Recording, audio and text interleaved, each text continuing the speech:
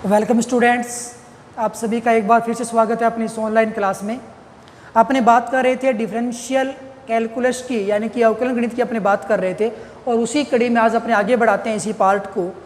आज अपने बात करेंगे जब भी दो संख्याएं जोड़ बाकी गुणा या भाग में होंगी तो उनके लिए डिफरेंशिएशन यानी कि अवकलन किस प्रकार से किया जाएगा। तो सबसे पहले अपने पास सपोज दैट अपना एक नया फॉर्मूला है, कुछ इस प्रकार से है f प्लस जी या f माइनस जी। कहने का मतलब हमें x के सापेक्ष अवकलन करना है, लेकिन अपने पास जिस राशि का हमें अवकलन करना है वो दो पदों में है। जैसे कि एक मान लो 4x हो गया और दूसरा हो गया x²। तो यहाँ पे आपको दो पद नज़र आ रहे हैं, ये भी x के पदों में है और ये भी x के पदों में है। इसको मैंने f मान लिया, इसको मैंने g मान लिया है। तो यहाँ पे अपने पास दो पद होंगे, वो प्लस या माइनस में हो सकते हैं। तो इस प्रकार को आप सोल्व करोगे, डिफरेंशिएट करोगे, तो किस प्रकार से करोगे कि इसका अलग डिफरेंशिएशन होगा, बीच में जो भी निशान है वो रहेगा सेम प्लस या माइनस, और यहाँ पे फिर इसका अलग डिफरेंशिएशन होगा। तो बच्चों इसको आप सोल्व करोगे तो कुछ ऐसा सिस्टम आएगा। सबसे पहले आप f का डिफरेंशिएशन करोगे, फिर प्लस या माइनस जो भी मान होगा उसके बाद d/dx आप अगली वाली राशि का डिफरेंशिएशन करोगे। ये अपने पास यहाँ पे रूल अप्लाई होगा। तो जब भी दो राशियाँ प्लस या माइनस में होती है तो प्रत्येक का अलग अलग प्लस या माइनस को लेकर के डिफरेंशिएशन होता है। एग्जाम्पल की बात कर लेते हैं। जैसे अपने पास y का मान दे रखा है, सपोज दैट y का मान x² प्लस साइन x है, ये एक वैल्यू आ गई। ये भी x के पदों में है, ये भी x के पदों में है, और बोल दिया कि x के सापेक्ष अवकलन कीजिए। तो बच्चों ये कितना बन जाएगा, dy/dx क्या बनेगा। सबसे पहले आप ऐसे लिखोगे d/dx, यहाँ पे y का मान लिख दो sign x, dy/dx is equal. सबसे पहले आप इसको डिफरेंशिएट करोगे तो लिखने का एक अच्छा तरीका ये होगा कि पहले आप इन सबको अलग अलग लिख लीजिए। यहाँ पे हो जाएगा साइन x इस प्रकार से। अब आप इसको डिफरेंशिएट कर दो। x² का करते हो तो x की घात n वाला फॉर्मूला लगेगा, घात पहले आएगी, परिणामी घात एक कम होके बचेगी। तो घात पहले आ गई, परिणामी घात एक कम होके, यानी कि एक घात बची है। और बच्चों साइन x का डिफरेंशिएशन कितना होता है, आई थिंक आपको याद होगा, कोस x होता है। तो ये अपने पास प्लस या माइनस के लिए रूल होगा, यानी कि जितनी भी संख्याएं आपको दे रखी हैं, जितने भी पद आपको दे रखे हैं, सबको आप अलग अलग डिफरेंशिएट करोगे। ये तो बात हो गई प्लस और माइनस की। अब अपने बात कर लेते हैं गुणा और भाग की। सो गुणा और भाग में आप किस प्रकार से करोगे। जैसे अपने पास यही दो संख्याएं हैं f और g, ये सबसे पहले गुणा में है, यानी कि एक f पद है एक d पद है। जैसा कि फॉर एग्जांपल y का मान हमें दे रखा है 4x साइन x, तो यहाँ पे 4x एक पद हो गया और साइन x एक पद हो गया। ठीक है जी। सो आप इस प्रकार के सॉल्यूशन के लिए करते क्या हो कि सबसे पहले एक पद को बाहर निकाल लिया जाता है, दूसरे वाले का डिफरेंशिएशन होता है d/dx, डिफरेंशिएशन यहाँ पे g है, दूसरे वाले का डिफरेंशिएशन होता है, प्लस लगाते हैं, दूसरे वाले को बाहर निकाला जाता है और पहले वाले का डिफरेंशिएशन होता है। कहने का मतलब बच्चों ये हो गया कि आप बारी बारी से पहले एक पद को बाहर निकालोगे, दूसरे का डिफरेंशिएशन करोगे, प्लस का निशान आएगा, फिर दूसरे वाले को बाहर निकालोगे, पहले वाले का डिफरेंशिएशन करोगे। एग्जाम्पल के तौर पे अपने इसको समझते हैं। चलो अपने यही एग्जाम्पल ले लेते हैं कि भाई y बराबर दे रखा है x² साइन x, ये दे रखा है सपोज दैट, और आपको x के सापेक्ष अवकलन करना है। तो यहाँ पे एक पद तो ये हो गया और दूसरा पद ये हो गया, तो ये गुणा वाली संक्रिया काम में आएगी यहाँ पे। तो यहाँ पे dy/dx, सबसे पहले आप यहाँ पे y की वैल्यू पुट कर दो, x² साइन x है। अब आप इसको डिफरेंशिएट करोगे, इसका अवकलन करोगे। तो पहले आप एक पद को बाहर निकालो, कोई फ़र्क नहीं पड़ता, आप किसी को भी बाहर निकाल लो। पहले हमें दोनों को बारी बारी से बाहर निकाले, बचे हुए भाग का अवकलन करना है। तो मैं सबसे पहले वाले इस x² को बाहर निकाल लेता हूँ। तो लिखेंगे कैसे, पहले लिखने का तरीका देख लेते हैं। दूसरे वाले का डिफरेंशिएशन करना है, कुछ ऐसा मान आएगा। अगली बार दूसरे वाले पद को बाहर निकालो, दूसरा वाला पद साइन x है और बच गया जो मान था उसका हमें डिफरेंशिएशन करना है। ये तो लिखने का सिंपल तरीका हो गया। अब इसको आप आसानी से सोल्व कर पाओगे।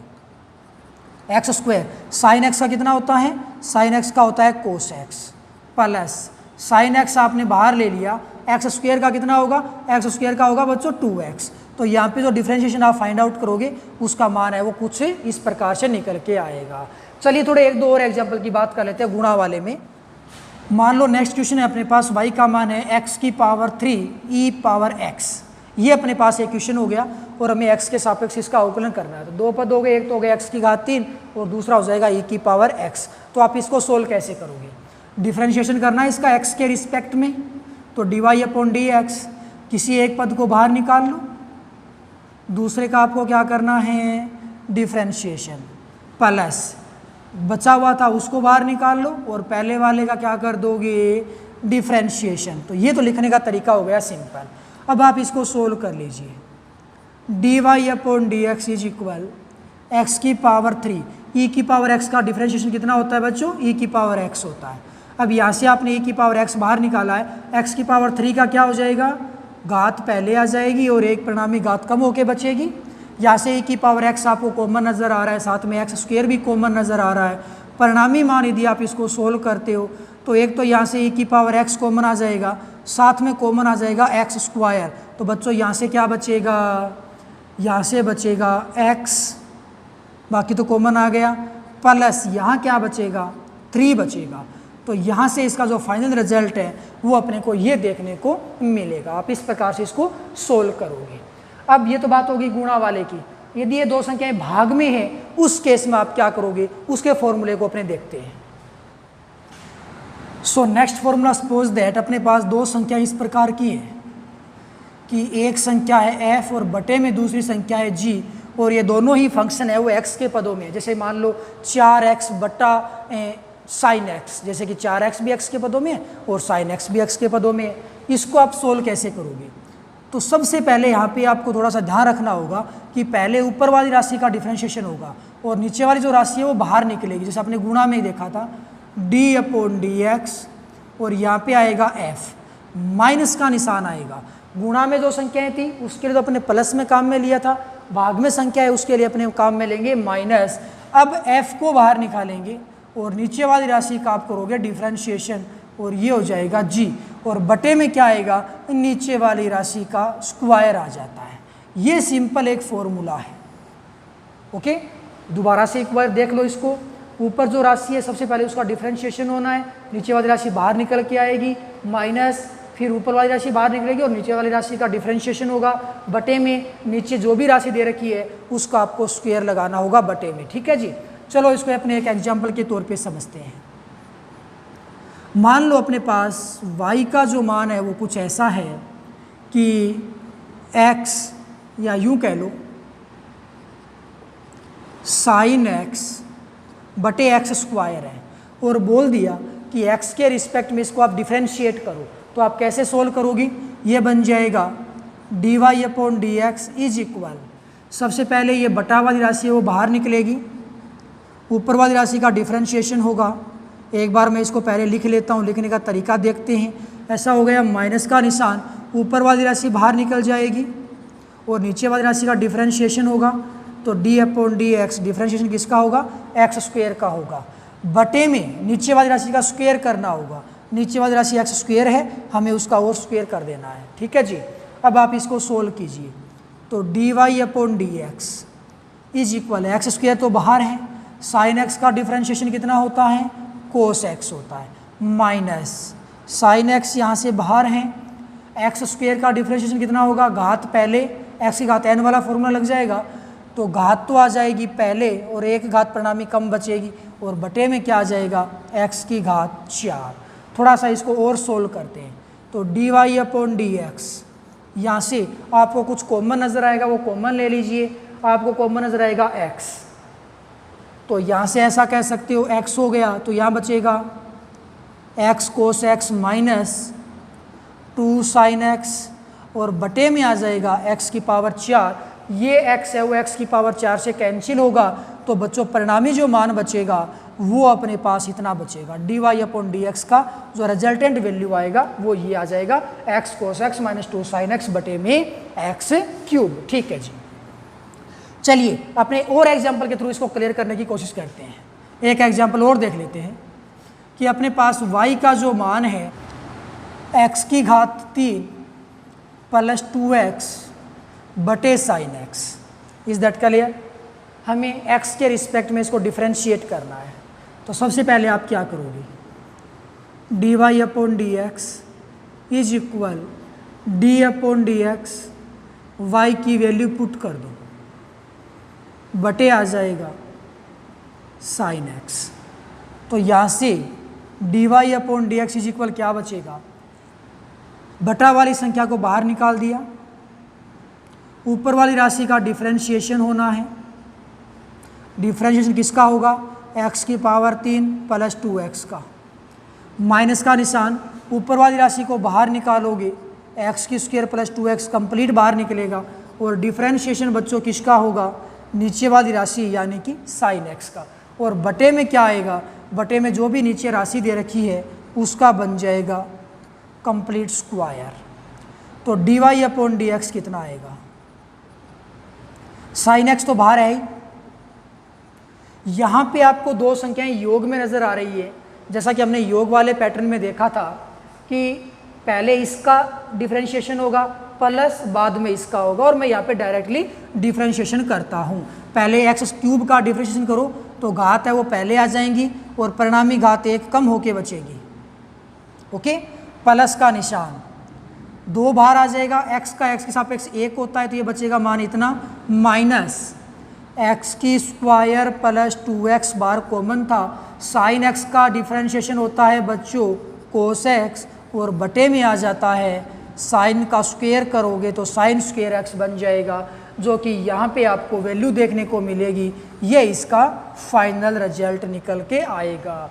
तो इस प्रकार से आपको जो भी भाग में संख्याएं दे रखी है उसको भी आप डिफरेंशिएट आराम से कर सकते हो। अब अपने एक इम्पोर्टेंट बात रूल होगा चेन रूल, जिसकी अपने बात करने वाले हैं। तो बच्चों अब अपने बात करेंगे चेन रूल की, कि ये चेन रूल क्या होता है। एक्चुअल में क्या होता है कि चेन रूल के अंदर एक ही संख्या अनेक भागों में टूटती है। फॉर एग्जाम्पल, इसको अपने सीधा एग्जाम्पल से समझने वाले हैं। एग्जाम्पल अपने ये ले लो कि y का मान दे रखा है e की पावर 3x, और किसी ने बोल दिया कि आप इसका x के रिस्पेक्ट में अवकलन कीजिए, डिफरेंशिएशन कीजिए। तो बच्चों आप क्या करोगे, D Y upon D X. E की पावर के लिए आप रूल क्या जानते हो, ई की पावर के लिए रूल ये जानते हो कि जब आप ई एक्स का डिफरेंशिएशन करते हो उस केस में आपको वैल्यू कितनी मिलती है, ई एक्स ही मिलती है।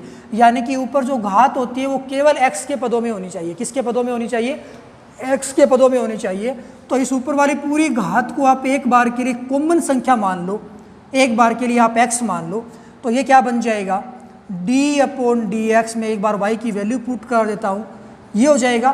तो सबसे पहले आप इसको एक यूनिट मान के आप इसको सोल्व करोगे, तो D Y upon D X, E की पावर एक बार मैंने इसको कंप्लीट एक्स माना तो ये बन जाएगा ई की पावर एक्स, लेकिन आपने जो एक्स माना है उसके स्थान पे वैल्यू कितनी है जी, वो 3x है। ओके जी, ओके। तो आप यहाँ पे क्या बन जाएगा कि ई की पावर 3x तो बन गया, लेकिन जिस संख्या को आपने एक यूनिट माना था उसको आप जब गौर से देखोगे तो वो x के पदों में और भी वैल्यू है उसके पास, तो इसका वापस से डिफरेंशिएशन होगा। यानी कि जिसको आप एक सिंगल यूनिट मानते हो उसके अंदर यदि दोबारा से x की वैल्यू और आ जाती है अनेक रूप में, तो उसको वापस से आप डिफरेंशिएट करते हो, तो यहाँ पे 3x का दोबारा डिफरेंशिएशन होगा, यानी कि d अपॉन डी एक्स और 3x आपको ऐसा दोबारा करना पड़ेगा।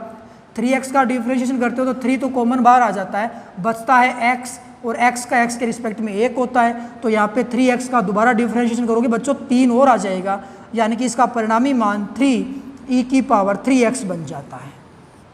ओके, चलो मैं इसको और थोड़ा सा बेटर तरीके से बता देता हूँ। अपने पास एक वैल्यू है y बराबर sine x square plus 2x, ऐसा अपने पास एक मान है। इसको किसी ने बोल दिया कि डिफरेंशिएशन कीजिए आप इसका, तो आप क्या करोगे, x के रिस्पेक्ट में आपको डिफरेंशिएशन करना है, तो D Y upon D x, सबसे पहले आप ये वैल्यू लिख लोगे, यहाँ पे आ जाएगा साइन एक्स की स्क्वायर प्लस 2x हो गया जी। ठीक है, अब आप क्या करोगे, फॉर्मूला क्या जानते हो आप साइन के बारे में, साइन के बारे में सिर्फ आप इतना जानते हो कि साइन एक्स का जब डिफरेंशिएशन किया जाता है तो उसका मान कितना आता है, कोस एक्स। लेकिन यहाँ पे साइन के साथ में केवल एक यूनिट एक्स होना चाहिए, लेकिन यहाँ पे तो एक एक्स का युग्म प्राप्त हो रहा है, तो इसको फिलहाल आप एक यूनिट मानो और इसको यूनिट मानते हुए इसको सोल्व करने की कोशिश करो। तो साइन का बन जाएगा कोस, तो बच्चों ये बन जाएगा कोस, और जो यूनिट मानी है वो कंप्लीट यूनिट यहाँ पे साथ में आ जाती है। अब आप उस यूनिट के ऊपर चलिए, क्या वो यूनिट x का कॉम्बिनेशन है? यदि यूनिट आपको x का कॉम्बिनेशन यानी कि समूह नज़र आता है तो बच्चों आपको इसका दोबारा से डिफरेंशिएशन करना पड़ेगा, और यदि वो केवल x होता तो दोबारा डिफरेंशिएशन करने की ज़रूरत नहीं पड़ती। तो यहाँ पे आपको यूनिट नज़र आ रही है, कॉम्बिनेशन नज़र आ रहा है, तो आप x² + 2x का दोबारा से करोगे। कहने का मतलब आपको ये फॉर्मेट नज़र आ जाएगा, कुछ ऐसा और करना पड़ेगा आपको, x² + 2x। ठीक है जी।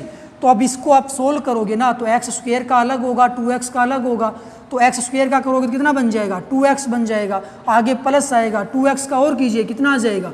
2 आ जाएगा। तो प्यारे बच्चों इसका जो फाइनल आंसर आएगा dy/dx वो इतना आएगा 2x + 2 cos x² + 2x। और यदि ये पद आगे और भी टूट रहा होता तो उसको फिर हमें और भी आगे तोड़ना पड़ता।